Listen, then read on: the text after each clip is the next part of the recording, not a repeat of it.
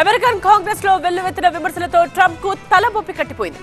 సరిగ్గా ఇదే టైంలో ప్రధాని మోదీ చేసిన కాల్ ట్రంప్ కు ఊరటనిచ్చిందా?